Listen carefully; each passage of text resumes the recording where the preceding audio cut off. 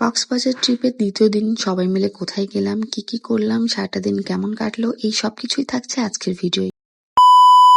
আসসালামু আলাইকুম, কেমন আছেন সবাই? আশা করি অনেক বেশি ভালো আছেন। আমরাও আলহামদুলিল্লাহ অনেক ভালো আছি। ইতিমধ্যে আপনারা আমাদের কক্সবাজার ট্রিপের ফার্স্ট দিনের ভিডিওগুলো দেখে ফেলেছেন, আর যারা এখনো পর্যন্ত দেখেননি তারা চাইলে আমার ইউটিউব চ্যানেল অথবা আমার পেজ ভিজিট করে ভিডিওগুলো দেখে আসতে পারেন। আজকে অনেক সকাল সকাল সবাই মিলে ঘুম থেকে উঠে পড়েছি, আর এই যে রেডি হয়ে বের হয়ে পড়লাম। আর এখন সবাই মিলে চলে যাচ্ছি সকালের নাস্তা করার জন্য। আর এই যে সবাই সবার পছন্দ মতো নাস্তা করে নিচ্ছে, কেউ পরোটা খাচ্ছে, কেউ খিচুড়ি। আমি বিফ খিচুড়িটা নিয়েছি, যেহেতু আমরা আজকে সারাদিনের জন্য বাইরে বের হচ্ছি, আর কখন ফিরবো বা বাইরে কোথায় খাবো কি খাবো না সেটাও জানি না, যার কারণে একটু ভারী খাবারই খেয়ে যাচ্ছি সকালবেলা। সাইফান, কোথায় যাচ্ছ? ওরে বাবা, ওরে বাবা, তোমার ক্যাবটা তো রুমে রেখে আসিছি, মনে নেই আনতে। বাবা তার আমার তো এক। এটা কে? ও বাবা, এ কে? এই জীবনে কক্সবাজারও দেখে ফেললে তুমি? কিটা চশমা দেখি খোলা যাবে। কানা রে, কানা কাগন। সারাদিনের জন্য আজকে আমরা এই গাড়িটা ভাড়া করেছি, এইটাতে আজকে আমরা সারাটা দিন ঘুরবো। মেরিন ড্রাইভ রোড দিয়ে আমরা আজকে পাটুয়া টেক রানীঘাট পর্যন্ত যাব, আর যাওয়ার পথে যতগুলা স্পট আছে সবগুলাতে আমরা দাঁড়াবো আর ঘুরে ঘুরে দেখব। মেরিন ড্রাইভে ঢুকেই সবাই অনেক বেশি এনজয় করছিল। এই রোডটা আমার কাছেও অনেক বেশি পছন্দের। এক সাইডে সমুদ্র, এক সাইডে পাহাড়, সবকিছু মিলে খুবই ভালো লাগে আমার এই রোডটা। আমরা ফার্স্টে আজকে একদম আমাদের গন্তব্যে শেষে চলে যাব, মানে পাটুয়া টেকে যাব, তারপর ওখান থেকে দেখতে দেখতে ব্যাক করব। তো ফার্স্টেই হচ্ছে এক টানে আমাদের গাড়ি চলে যাচ্ছে পাটুয়া টেক, আর যাওয়ার সময় যে ভিউটা মাশাআল্লাহ অনেক বেশি সুন্দর লাগছিল দেখতে। এবার আমরা কক্সবাজার গিয়েছিলাম অফ ডে বাদে, মানে অন ডেতে গিয়েছিলাম আর কি, যার কারণে আমরা সব জায়গাতেই একটু ভিড় জ্যাম এগুলো কম পাইছি। গতবার যখন আমরা আসছিলাম তখন এই রেজুখালের ব্রিজটাতে এত পরিমাণে জ্যাম ছিল, এখানেই প্রায় 1 ঘন্টার মতো আমাদের ওয়েট করা লাগছিল। বাট এইবার তেমন কোনো জায়গায় খুব বেশি একটা যানজট বা খুব বেশি একটা ভিড়ভাট্টা নাই, খুব সুন্দরভাবে আমরা সব জায়গায় খুব এনজয় করছি। বাট এবার কক্সবাজারে এসে একটা জিনিস অনেক বেশি মিস করেছি, সেটা হচ্ছে সমুদ্রের বাতাস। সাধারণত সমুদ্রের পাড়ে সবসময় অনেক বেশি বাতাস থাকে, বা আমি যতবারই এসেছি ততবারই দেখছি যে অনেক বেশি বাতাস, বাট এইবার সমুদ্রের পাড়ে কোনো বাতাস নাই, প্রচন্ড পরিমাণে রোদ, মানে একটুও বাতাস নাই। আর সমুদ্রে অনেক বেশি পানি, বিচ নাই বললেই চলে। আর এই যে পাটোয়ার টেকে অনেক সুন্দর পাথর ছিল, বাট সবগুলা পাথর এখন ডুবে আছে, মানে এখানে আসাটাই আমাদের পুরো বৃথা গেছে। কোনো কিছুই দেখতে পারিনি, সব কিছু একদম পানিতে ভরা। আর এত পরিমাণে রোদ ছিল যে আমরা জাস্ট গাড়ি থেকে নেমে একটা দোকানের মধ্যে বসে, মানে বসে বসেই যতটুকু ভিউ দেখতে পারছি। আমরা আর বিচে নামিনি, কেননা বিচ বলতে কিছুই নাই, এখানে কোনো পাথর নাই, কোনো বালু নাই, শুধু পানি ছিল। তো আমরা পাটোয়া টেক থেকে ব্যাক করে একটু আগে আসতেই দেখি এখানে বেশ কয়েকটা পাথর দেখা যাচ্ছে। তো এখানে আমরা গাড়িটা থামিয়ে বেশ কয়েকটা ছবি তুললাম, এখানে কিছু ভিডিও বানালাম সবাই মিলে। এই জায়গাটা বেশ ভালো লেগেছে, এই জায়গাটা অনেক বেশি পছন্দ হয়েছে আমাদের সবার। আমরা এখানটাতে অনেকক্ষণ ছিলাম। আর আমার ছেলেকে দেখেন, মাশাআল্লাহ, সে তো অনেক অনেক বেশি খুশি। মানে গতবার যখন আসছিল তখন ও অনেকই ছোট ছিল, তখন আসলে অত কিছু বুঝে ওঠেনি, মানে বুঝতে পারতো না, যার কারণে অত বেশি এনজয় করিনি। বাট এবার সে মাশাআল্লাহ অনেক বেশি এনজয় করেছে।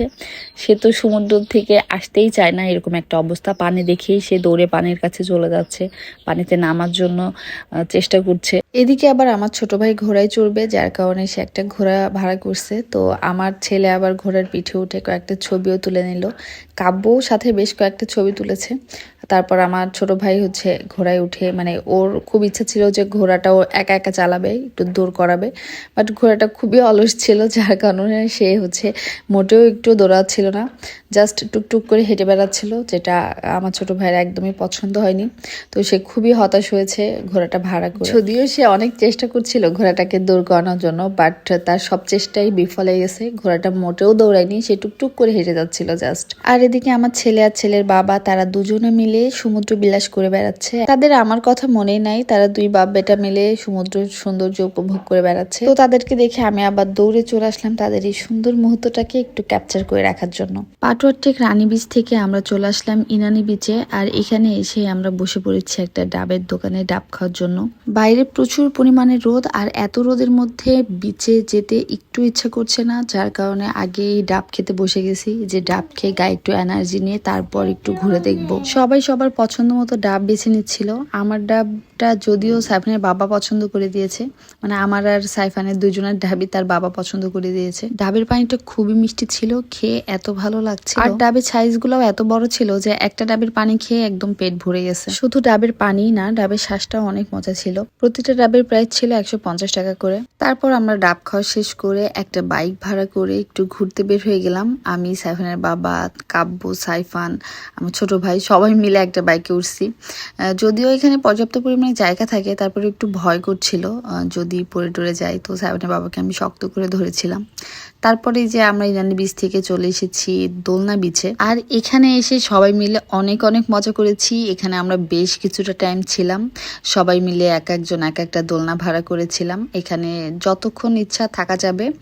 দোলনার প্রাইস ছিল 50 টাকা করে, মানে আপনি 10 মিনিট থাকেন বা 10 ঘন্টা সেটা ম্যাটার না, বাট দোলনা প্রতি 50 টাকা করে দেওয়া লাগবে। দোলনাতে উঠে সবাই অনেক মজা করছিল, আর এদিকে আমি আর আমার ছেলে একটা দোলনায় শুয়ে শুয়ে একদম রিল্যাক্স করছিলাম। দোলনা বিচে আমরা বেশ কিছুটা সময় ছিলাম, ঘন্টাখানেক মতো। তারপর সবাই মিলে চলে আসলাম হিমছড়িতে, হিমছড়ি পাহাড় দেখতে। আর হিমছড়ি পাহাড়টা এবার দেখে একটু মজা লাগেনি, গতবার যখন এসেছিলাম তখনও মজা লাগেনি, কেননা অনেক ভিড় ছিল, কিছুই দেখতে পারিনি।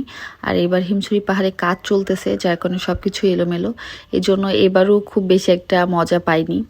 তো অনেক কষ্ট করে উপরে উঠেছিলাম, তারপর আবার কষ্ট করে নেমে আসছি, আর এসে যে বসে বসে একটু ঝর্ণা দেখছিলাম। হিমছড়ি পাহাড়ে অনেকগুলো কাজ চলতেছে, সেগুলো কমপ্লিট হয়ে গেলে মেবি দেখতে অনেক সুন্দর লাগবে, অনেকগুলো ভিউ পয়েন্ট হবে। তো এখন কাজ চলতেছে, যার কারণে সবকিছু এলোমেলো, খুব বেশি একটা ভালো লাগছে না, মানে সবকিছু অগোছালো একটা অবস্থা। সিঁড়িটাও ভাঙা, মানে উঠতে একটু প্রবলেম হচ্ছে। তো যাই হোক, আমরা হিমছড়ি ঘোরা শেষ করে রওনা দিয়ে দিয়েছি আমাদের হোটেলে ফেরার জন্য। হোটেলে গিয়ে ফ্রেশ হয়ে একটু রেস্ট নিয়ে বের হয়ে পড়েছি রাতে ডিনার করার জন্য। আর আজকে আমরা আলগনিতে আসছি ডিনার করার জন্য। এখানকার আমরা অনলাইন রিভিউটা দেখলাম অনেক ভালো, যার কারণে আমরা আজকে সবাই মিলে আলগনিতেই আসলাম ডিনার করার জন্য। আর এখানকার খাবারটা আসলেই অনেক মজা, যারা যারা ট্রাই করেননি তারা অবশ্যই ট্রাই করে দেখবেন। এখানকার খাবারটা সত্যিই অনেক মজা ছিল, সবাই মিলে অনেক মজা নিয়ে তৃপ্তি নিয়ে রাতের ডিনারটা কমপ্লিট করলাম। আর এখানকার খাবারটা যে অনেক মজা সেটা সেজানের পেট দেখেই বোঝা যাচ্ছিল, ক্যামেরাতে যদিও বা বোঝা যাচ্ছে না, তবুও সেজান কিন্তু আজকে ভরপুর খেয়েছে। তারপরে তো খাওয়া দাওয়া শেষ করে আমরা রেস্টুরেন্ট থেকে বের হয়ে হাঁটছিলাম। তো রাস্তার দুই সাইডে দেখি অনেক ছোট ছোট দোকান আছে, যেগুলাতে বেশ অনেক কিছু পাওয়া যায়, মানে ছোট ছোট কানের দুল, শামুকের মালা, পুঁথি, মানে বিভিন্ন ধরনের জিনিস এখানে পাওয়া যায়। তো আমরা একটু ঘুরে ঘুরে দেখছিলাম আর কিছু কেনাকাটাও করেছি টুকটাক। তারপর সবাই মিলে হাঁটতে হাঁটতে চলে আসলাম বিচে।